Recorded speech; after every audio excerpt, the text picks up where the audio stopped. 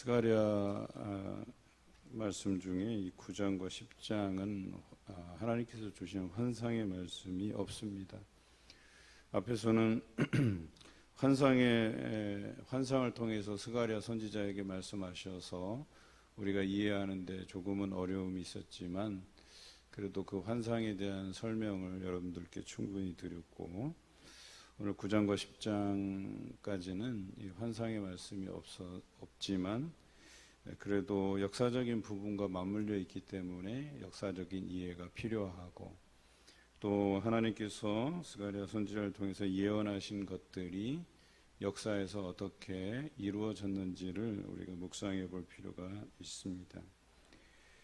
우리가 8장에서 마지막 18절부터 마지막 절까지 묵상한 바는 이스라엘이 하나님 앞에 금식한 것에 대해서 다루고 있잖아요. 넷째 달, 또 다섯째 달, 일곱째 달, 또 열째 달, 이렇게 금식이 날마다 이어지고 있는데, 이제는 그 금식이 아닌, 애통해하며 하는 금식이 아닌 그것을 기쁨과 즐거움과 희락의 절기들로 바꿔주신다고 분명히 말씀해 주셨어요.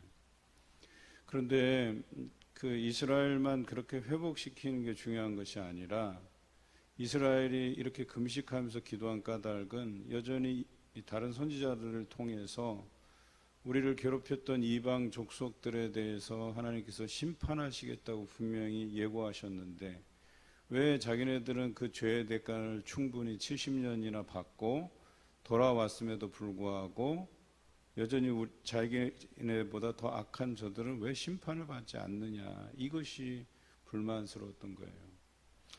물론 자신들이 이렇게 돌아와서도 희망 없이 지내고 있는 것, 모든 것이 황폐된 땅에서 다시 재건해야 되고, 하나님의 성전, 또 자기네 집, 성벽, 또 사회 제도를 개선해야 되고, 여러 가지 산적한 문제가 많은데, 돌아오자마자 그걸 하려고 보니까 너무나도 어려운 거예요. 너무나도 힘든 거예요. 그래서 그들이 먼저 시작한 게 금식하며 기도한 일이에요. 금식하며 기도할 때 하나님께서 그들의 기도를 들으시고 어찌해요? 그들을 이제는 즐겁게 하시겠다. 그 금식이 변화해서 기쁨과 즐거움과 희락의 절기들로 너희가 축제처럼 지내게 하시겠다, 이렇게 약속해 주세요. 그러면서 동시에 그들이 불만을 삼았던 이방 족속들에 대해서도 다시 한번 언급하시면서 그들을 멸하시겠다고 이야기하죠. 그리고 이스라엘 역사에서 그들이 멸망하는, 특히 오늘 본문 9절에서 본문 1장 9장 1절에서 8절까지에 등장하는 이 여러 이방 족속들이 언제 무너지냐면 헬라 제국이 등장하면서 무너집니다. 그 헬라의 알렉산더 대왕이 그리스를 평정하고 패권을 차지하고 이제 페르시아를 정벌하게 되는데, 그 페르시아를 정복하면서 오늘 여기 언급된 두로와 시돈과 또 블레셋의 다섯 도시들, 언급된 나라들이 다 이제 알렉산더의 손에 넘어가게 됩니다. 그래서 알렉산더에 의해서 철저하게 짓밟히고, 심지어는 오늘 블레셋의 다섯 도시 중에서 아스글론의 주민이 없어지고, 또 아스도스에는 잡족이 거주하게 되고, 철저하게 그 나라를 무너뜨리시는 것을 예고하고 있죠. 그래서 이것이 이스라엘 백성들에게 위로가 될 만한 것으로 삼으시겠다고 말씀하시는 거예요. 여러분, 그래서 우리가 원수 갚는 일에 그렇게 몰두하지 않아도 돼요. 우리는 그저 나의 속상한 부분을 하나님께 아뢰기만 하면 되는 거예요. 그러면 하나님께서 그 속상하게 한 사람들을 어떻게 하든, 그 사람이 정말 잘못한 거라고 한다면 하나님이 어떤 방식으로든 내 마음을 위로해 주실 것이다 라고 하는 것이죠. 특히 하나님의 선택된 백성 이스라엘에게 너희가 이제는 그 애통해하며 금식하는 것이 기쁨과 즐거움으로 희락의 절기로 바꾸어 갈 뿐만 아니라, 너희들을 괴롭혔던 저들, 비웃었던 저들을 내가 철저히 무너지게 해서 너희로 하여금 위로가 되게 하겠다 말씀하시는 거예요. 오늘 이 부분이 참 여러모로 좀 우리가 알아볼 만한 부분이 있는데요. 특히 하드락 땅에 내린다 그랬어요. 하드락 땅에 내린다 해놓고 뒤에 다메섹에 머문다. 그러니까 다메섹이라는 거죠. 그러니까 하드락 땅에 다메섹. 근데 다메섹이 어디의 수도였나요? 우리가 잘 알듯이 아람 다메섹이죠. 그러니까 아람 나라의 수도 다메섹. 그러니까 여기 하드락은 아람을 뜻하는 겁니다. 하드락이라는 말이 성경에 여기만 나와요. 그런데 이제 다메섹과 묶여 있기 때문에 쉽게 이 땅이 아람 나라인 걸 우리가 알게 되죠. 아람은 히브리어로 아람이고 헬라어로 하면 수리아라고 하는 거죠. 그러니까 성경에 나오는 아람이나 수리아가 다 같은 나라예요. 그런데 이 아람 나라를 하나님께서 무너뜨리시겠다고 말씀하시죠.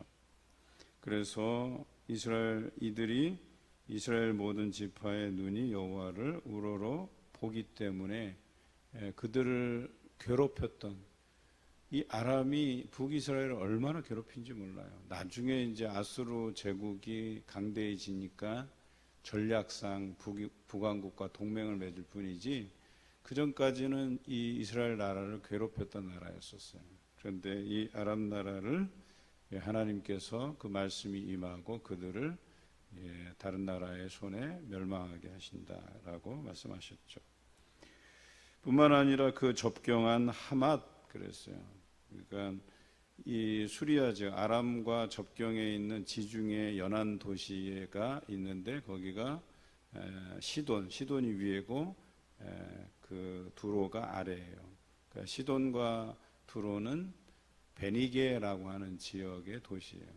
뭐 크지는 않은데 그 지역이 항구 도시로서 무역을 통해서 많은 부를 쌓았고 또 그때 지금은 이제 그 알렉산더가 거기를 침공할 때 뚝을 놓았거든요. 그러니까 바다로 향하는 뚝을 놓아갖고 섬이었는데 지금은 섬 지역이 아니에요.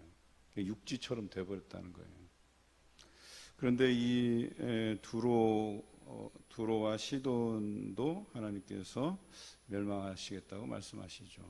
그런데 이 두로와 시돈은 그렇게 얕잡아 볼 만한 도시는 아니에요. 이 베니게라고 하는 국가는 우리가 잘 아는 페니키아, 철기 문화가 발달한 블레셋도 철기 문화지만 이쪽에 페니키아가 오히려 블레셋보다 먼저 철기 문화를 받아들인 나라였죠. 그리고 무역을 통해서 거대한 부를 쌓고 그 다음에 육지에서 동떨어진 바다 가운데 있는 섬이었기 때문에 그러니까 육지와 가까운 섬 이렇게 보시면 되겠죠. 그리고 거기다 높은 성을 쌓았기 때문에 점령하기가 쉽지 않았어요. 옛날 전투로 따지자면 점령하기가 어려운 도시였다라고 하는 것이죠. 지금 이 두로는 티레라는 작은 도시로 남아 있어요. 그런데 뭐 두로가 소속되어 있는 베니게 즉 페니키아는 망했죠. 망한 것이죠. 그런데 오늘 성경에 보니까 그들이 요새를 건축하며 은을 티끌같이 금을 거리에 진흙같이 쌓았다. 엄청난 부를 쌓았다는 거예요. 그런데 그 나라를 어떻게 하시겠다 그랬어요? 주께서 그를 정복하시며. 히브리어에서 이 정복이라는 단어 중에 야라쉬라는 단어는 좀 무시무시한 단어예요. 그냥 땅을 차지한다가 아니에요. 땅을 차지하고 그 땅을 차지하고 있던 거민들을 다 흩어버리겠다 이런 뜻이거든요. 그런데 이 일이 실제로 일어납니다. 알렉산더가 두로를 점령할 때 굉장히 어려운 전투를 진행하죠. 나중에 안 되니까 아예 바닷길을 막아버려요. 그냥.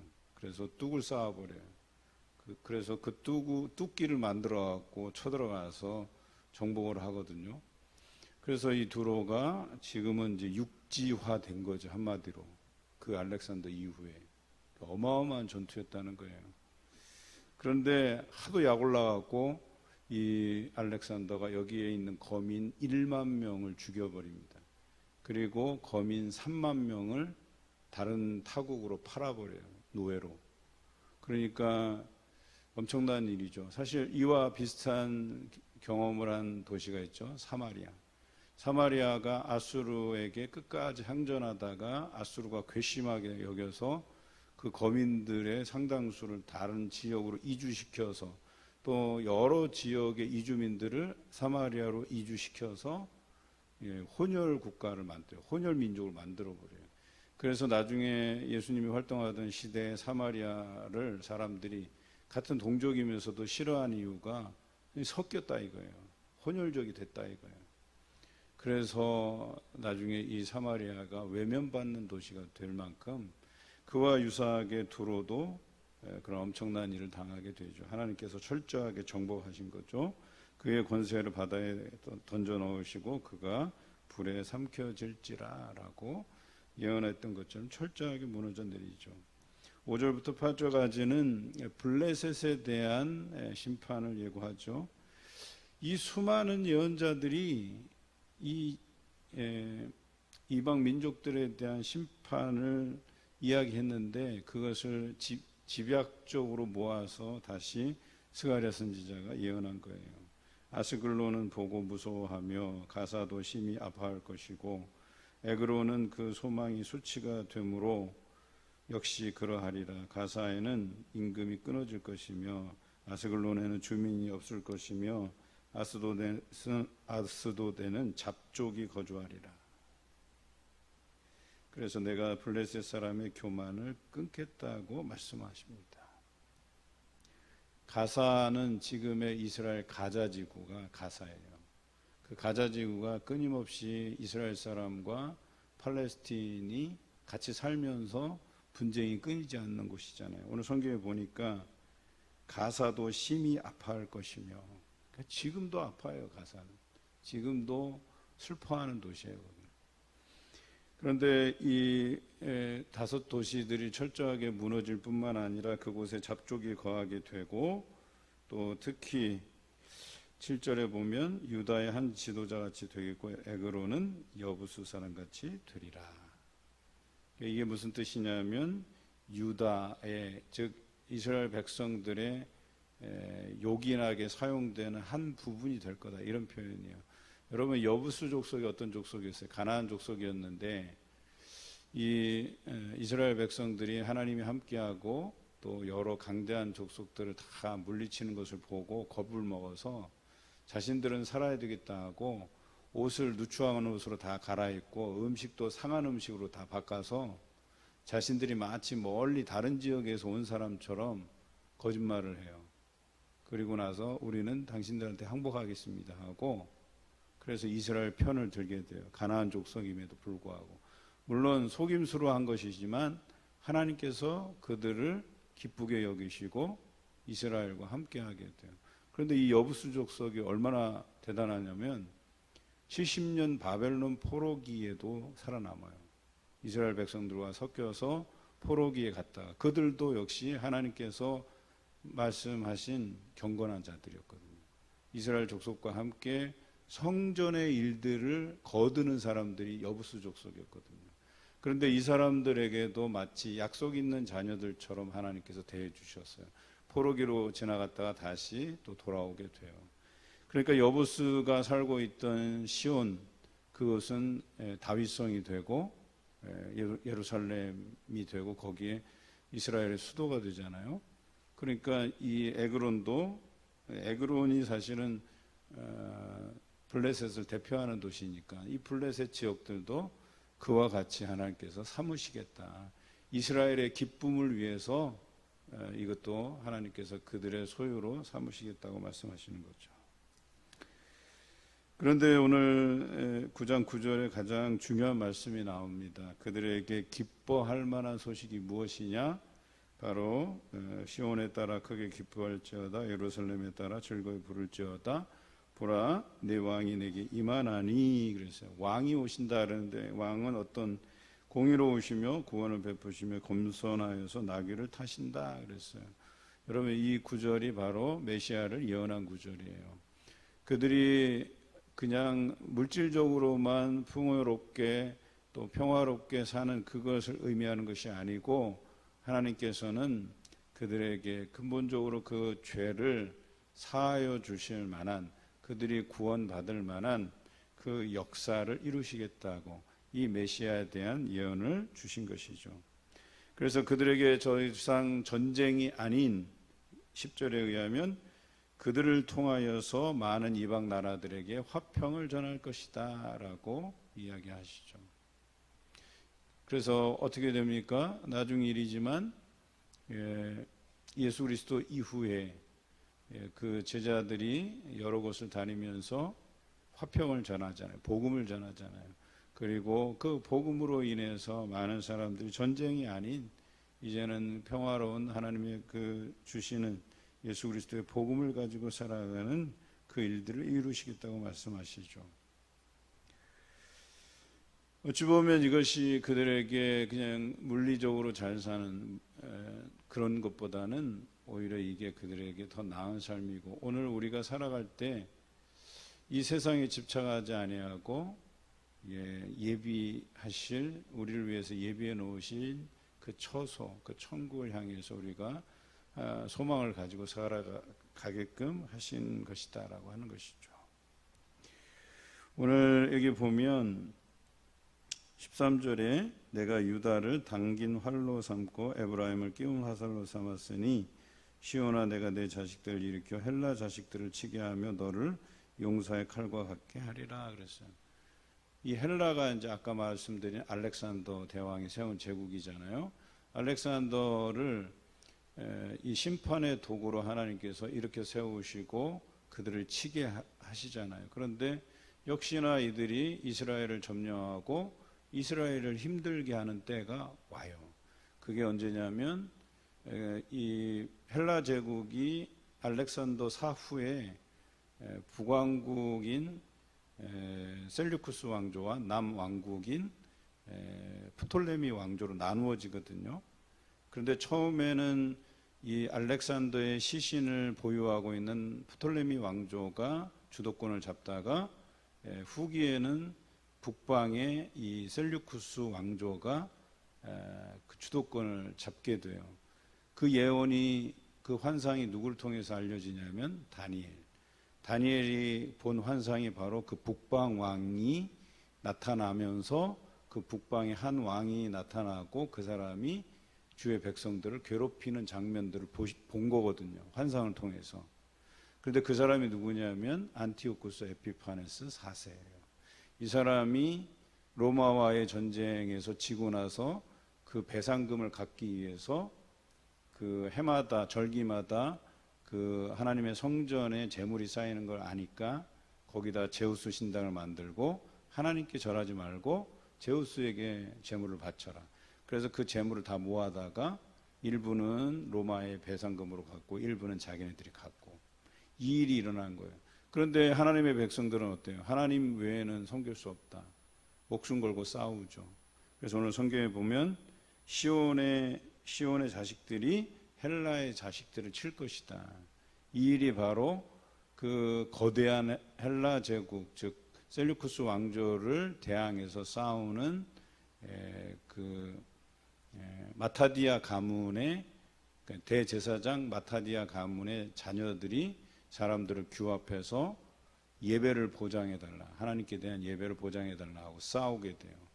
그렇게 해서 독립을 쟁취하게 되는데 그 독립된 국가가 하스몬 왕조라고 하는 거죠. 대단한 사건이었어요, 그것은. 그래서 그때 당시 이 마타디아 가문을 지지했던 사람들이 하시딤이라는 부류들이에요. 이 하시딤은 경건한 자들. 그러니까 이 하시딤의 후예가 누구냐면 바리새인이에요. 원래는 이 바리새인들이 그 조상 때에는 참 하나님께 대한 진실한 예배를 위해서 힘쓰고 애썼던 경건한 부류였는데 이 사람들이 나중에 바리새인으로서 영적인 눈이 어두워져서 예수님의 대적자가 되는 사람들이 되어버리죠. 역사에 보면 참 안타까운 거예요. 참 좋은 가문이고 신앙과 절개를 지녔던 사람들이 타락하고 그래서 예수님을 대적하는 바리새인이 됐다는 거죠. 그런데 여기까지는 하나님께서 그들 헬라 제국을 일으켜서 이 이방 국가들을 멸하시고, 그런데 이 헬라 제국이 이스라엘을 힘들게 할 때에 다시금 시온의 자녀들을 일으켜 세워서 그들과 맞서 싸우게 하고 그들을 칼로 치리라고 이야기하죠. 그렇게 해서 그들이 독립을 쟁취하게 되는 일이 역사적으로 실제로 일어나게 되지요. 15절에서 17절까지는 그들이 잠시 동안이지만 이러한 포로기에서 돌아와서 하나님의 성전 재건하죠. 그 다음에 그 성벽을 재건하죠. 그리고 사회 제도를 개선하고, 그래서 1차에는 스룹바벨이, 2차에는 에스라가 말씀을 가르치고, 3차에는 느헤미야가 사회개혁을 이루게 되는, 그래서 얼마간의 전성기를 이루게 되는 그런 나라가 됩니다. 그래서 그들이 16절 17절에 나온 것처럼 축제처럼 즐기는 그런 실제 삶을 누렸다라고 하는 거예요. 언제까지? 말라기 선지자 때까지. 오늘 이 말씀을 통해서 우리가 기억할 것은 결코 하나님께서 선택한 백성을 외면하지 않으신다는 거예요.